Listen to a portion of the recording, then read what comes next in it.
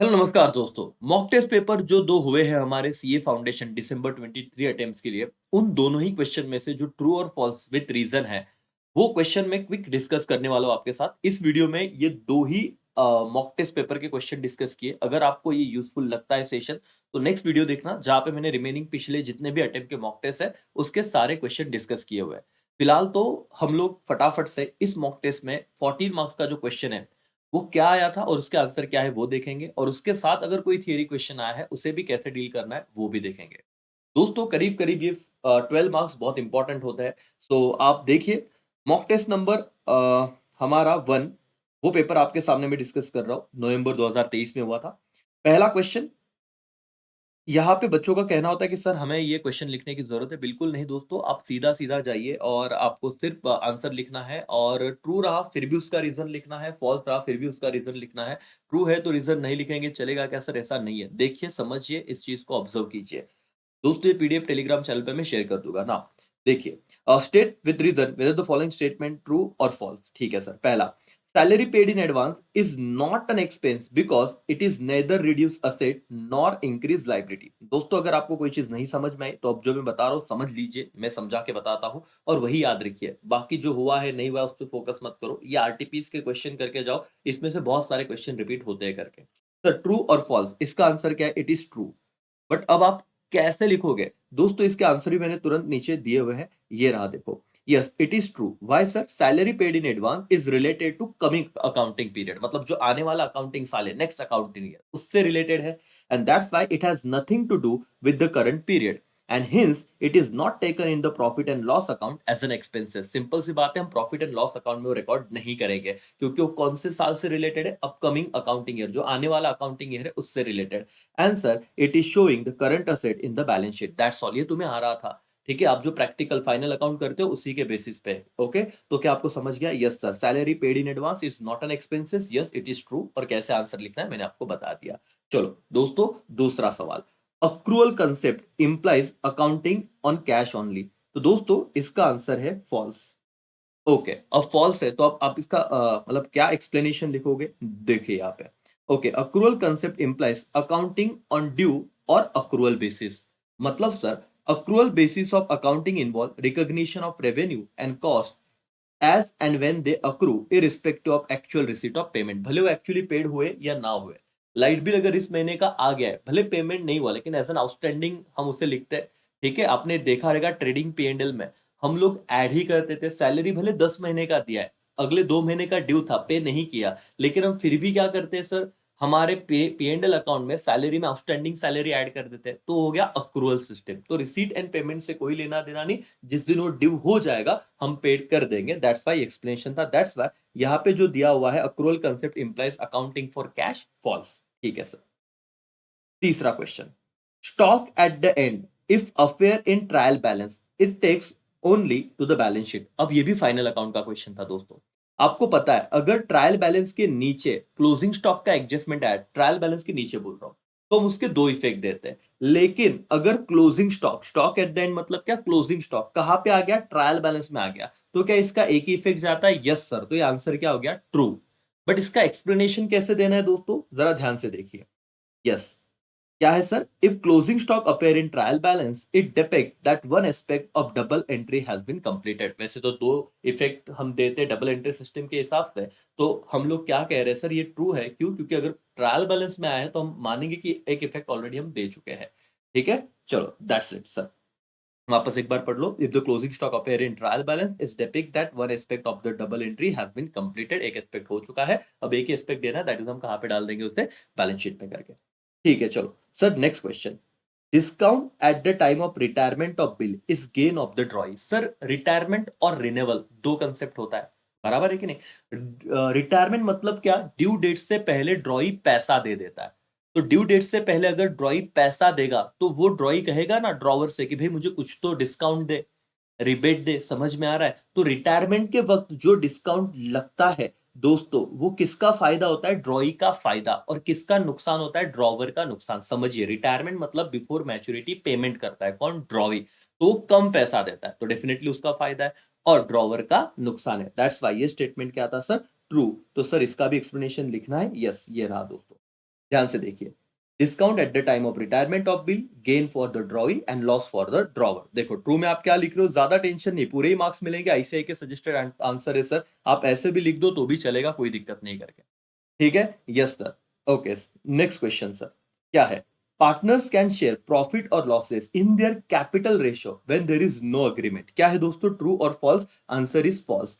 Y? Because अगर agreement नहीं है तो हमने क्या पढ़ा हुआ है, हम इक्वल शेयर कर लेंगे, राइट? हम ऐसे नहीं कि अग्रीमेंट नहीं है तो कैपिटल रेशियो में शेयर करेंगे, नहीं, अगर एग्रीमेंट नहीं है तो हम इक्वल शेयर कर लेंगे। दैट्स वाई यहाँ पे देखो इन्होंने आंसर दिया है फॉल्स। क्या कहा हुआ है सर, एक लाइन में सर मिल जाएंगे आपको, दो में से दो मार्क्स, बहुत तीन चार लाइन लिखने की कोई जरूरत नहीं है। According to partnership act, year नहीं लिखा तो भी चलेगा sir. In the absence of any agreement to the contrary, profit and losses are to be shared equally amongst the partner. और वही बोला सर, इतना लैंग्वेज इंग्लिश नहीं आता, जैसे मैंने आपको समझा अपने ओन वर्ड में लिखो तो भी चलेगा, पूरे मार्क्स मिल जाएंगे करके। डन दोस्तों, यस, लास्ट क्वेश्चन है, जरा ध्यान से देखिए क्या है सर। समझना इस क्वेश्चन को। Receipt and payment account highlight total income and expenditure. अभी थोड़ा क्वेश्चन हटके था, समझो। रिसीट एंड पेमेंट क्या कहा है उन्होंने, कहा highlights total income and expenditure. Answer देखिए दोस्तों, फॉल्स। स्टार मार्क कर लीजिए इसे। Receipt and payment account is classified summary of cash receipt and payment over period together with cash and bank balance at the क्या बेटा, beginning and close of the period. वो भी छोड़ो दोस्तों, क्या रिसीट एंड पेमेंट में outstanding खर्चा भी आता है क्या? नहीं आता, क्योंकि रिसीट एंड पेमेंट ये क्या था, कैश बुक जैसा है, उसमें सिर्फ एक्चुअल पेमेंट और एक्चुअल रिसीट यही आता है करके। आप सारे क्रेडिट वाले ट्रांजेक्शन भी वहां पे नहीं लिख सकते, तो ये छोटे से इसमें लिखना कि क्या ये क्या है sir, classified summary of cash receipt and payment है करके, सर्टेन पीरियड ऑफ टाइम।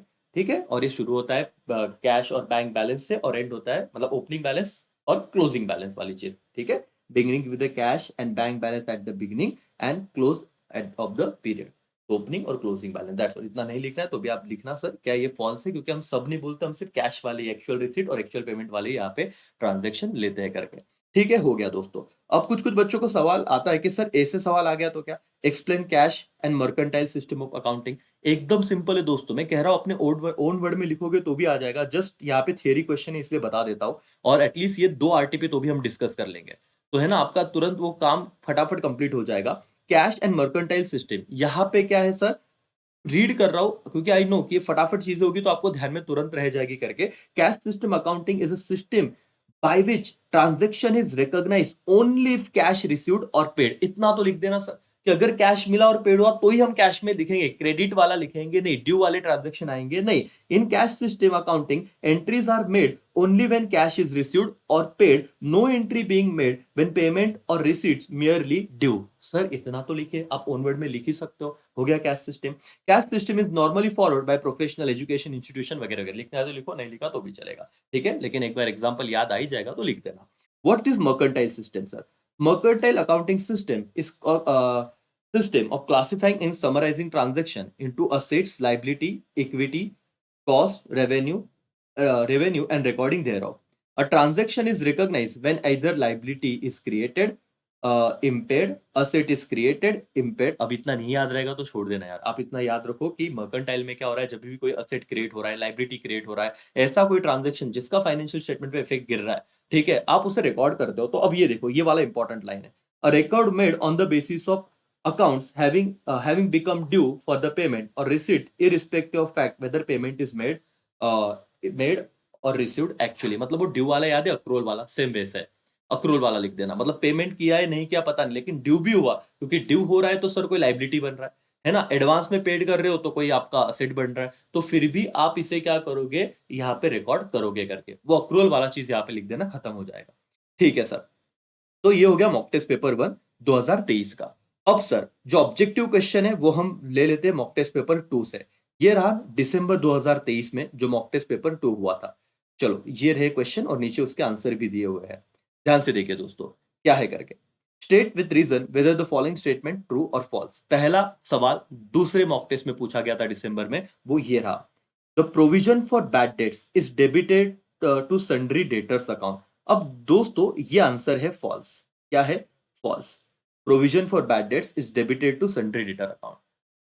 समझिए जरा, क्या करते हैं हम लोग, डेटर में से ये जो प्रोविजन है या तो उसे माइनस करेंगे, राइट, और दो इफेक्ट क्या देते हैं, फाइनल अकाउंट याद करो, हम इसे पी एंड एल के आप समझिए जो प्रोविजन है बैड डेट्स का, ये हम देखो एक्चुअली जो बैड डेट्स है उसको कहाँ पे रिकॉर्ड करते हैं हम लोग, प्रॉफिट एंड लॉस के डेबिट को बैड डेट्स बोल रहा हूँ। प्रोविजन फॉर बैड डेट्स को तो पीएनएल के डेबिट में जाना चाहिए, डेटर को डेबिट करेंगे क्या, नहीं सर, तो यहाँ पे देखिए आंसर क्या है, फॉल्स, पढ़ ही लीजिए आप फटाफट से, फॉल्स।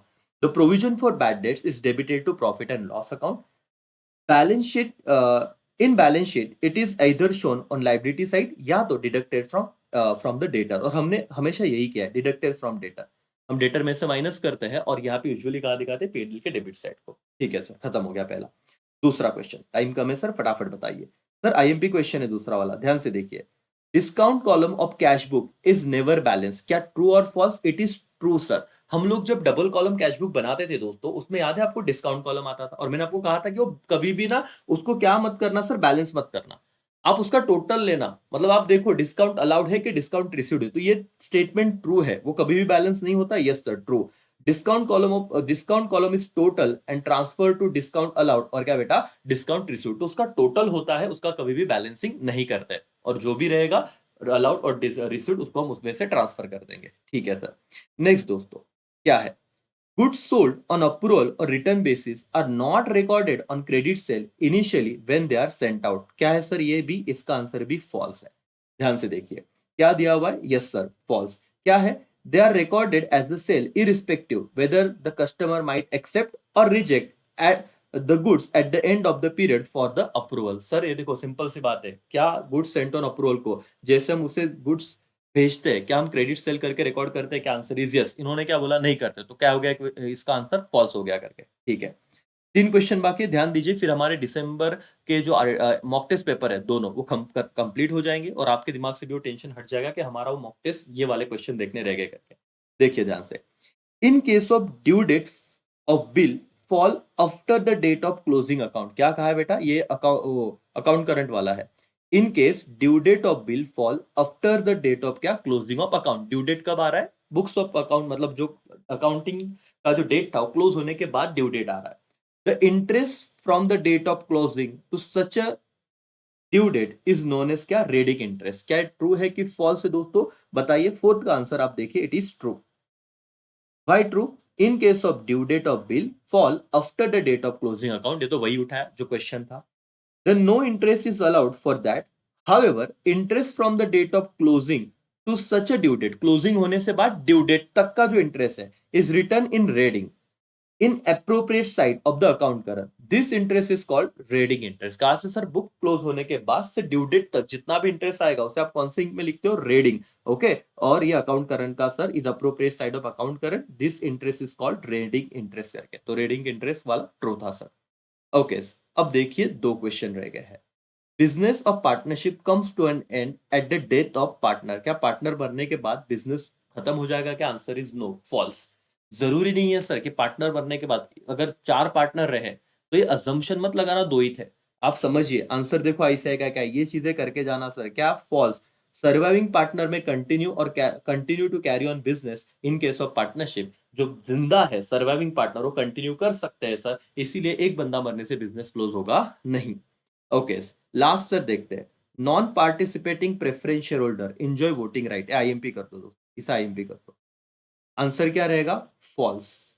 ओके, क्या कहा है, non participating preference share holder enjoy voting voting right, false. पहले तो सीधा आंसर पे लेके आता हूं, ये क्या है सर, फॉल्स। क्या, non participating preference share holder do not enjoy voting right, इतना ही लिख दो। अगर आपको एक्स्ट्रा एक्सप्लेन ही करना है तो आप लिखिए, a share on which only fix rate of dividend is paid every year without any कंपेन additional right in profit and surplus of क्या, surplus on winding up, it's called non participating preference share. तो उन्होंने non participating का मतलब बताया, बोले इन्हें fix हम क्या दे देते, डिविडेंड दे देते, बाकी उनको कोई ऐसे अधिकार नहीं देते कि भाई तुम एडिशनली इधर पार्टिसिपेट करो या फिर डिसीजन मेकिंग में पार्ट लो, कुछ नहीं सर। तो इन शॉर्ट ये याद आए तो ठीक है, नहीं तो सिर्फ इतना तो भी लिख देना कि non participating preference share holder do not enjoy क्या, वोटिंग राइट, दैट्स ऑल। हो गए दोस्तों आपके सेकंड मॉक, आपका जो मॉक टेस्ट पेपर था उसके ट्रू और फॉल्स। एक थियरी क्वेश्चन आया था, ध्यान से देखिए कि ये बहुत ज्यादा मॉक टेस्ट में आ चुका है। Discuss the limitation which must be kept in mind while evaluating the financial statement. क्या क्या लिमिटेशन को ध्यान में रखना है जब आप फाइनेंशियल स्टेटमेंट को क्या कर रहे हो, इवेल्युएट कर रहे हो। तीन चीजें बता रहा हूं, उतना याद रखना। देखो ये वाले simple simple one one liner. Accounting ignore changes in some money factor like inflation. तो ये लिमिटेशन को याद रखो कि इन्फ्लेशन को अकाउंटिंग इग्नोर कर रहा है ना। मैंने आपको कहा था कि कुछ चीजें कॉस्ट पे रिकॉर्ड हो रहा है, हिस्टोरिकल कॉस्ट। आज भले उसका मार्केट वैल्यू कुछ भी है, लेकिन इन्फ्लेशन को इग्नोर किया। यस। दूसरा, there are occasion when accounting principle conflict which इधर ईच अदर। ऐसे भी कुछ चीजें होगी जो एक दूसरे के साथ वो मैच ना हो। कंफ्लिक्ट मतलब वो ना कोई तरह कॉन्ट्राडिक्शन हो रहा होगा कि अलग चीजें बिहेव हो रही होगी। ठीक है, तो याद रखना कंफ्लिक्ट विच इधर, accounting principle conflict with each other. तीसरा, सर्टन अकाउंटिंग एस्टिमेट्स, अंदाजे, depend on the personal judgement of the accountant. तो ये तीन चीजें आप याद रखो दोस्तों, पर्सनल जजमेंट वाला, इन्फ्लेशन वाला, अकाउंटिंग प्रिंसिपल कंफ्लिक्ट वाला, और चौथा, अगर 4 मार्क्स के लिए 4 पॉइंट लिखने हैं तो different accounting policies for the treatment of same item as to probability of manipulation. तो हो सकता है sir, different accounting policy for the treatment of same item, probability of manipulation, हो सकता है कि उसमें कुछ उससे ना मैनिपुलेशन मतलब क्या हो गया, कुछ गलत चीजें करने की शक्यता है। तो अकाउंटेंट ने लिमिटेशन याद रखने का कि अलग अलग पॉलिसी के हिसाब से sir, for the treatment of same item, ठीक है, adds to the probability of क्या, मैनिपुलेशन, कि एक चीज के लिए अलग अलग प्रिंसिपल ने अलग अलग बातें कही है, तो हो सकता है बंदा उसको मिसयूज करे, उसका मैनिपुलेशन करे, तो मैनिपुलेशन होने के चांसेस है। तो इस लिमिटेशन को याद रखना है बेटा। ये 4 पॉइंट कर लो, एक बार रीड कर लो, खत्म हो जाएगा। That's all. तो ये थे थियरी क्वेश्चन आपके, मतलब ट्रू और फॉल्स, और एक आधा थियरी क्वेश्चन जो मॉक टेस्ट पेपर में पूछा गया था। तो दोनों आरटीपी मैंने कंप्लीट करके दिए 15 से 16 मिनट में। आई होप आपको यूजफुल रहा होगा। ऑल द बेस्ट दोस्तों, डरिए मत। और इतने 2 आरटीपी हो गए तो आपको टेंशन ऐसे भी नहीं है। चलो, thank you so much, bye, take care, जय हिंद, जय भारत।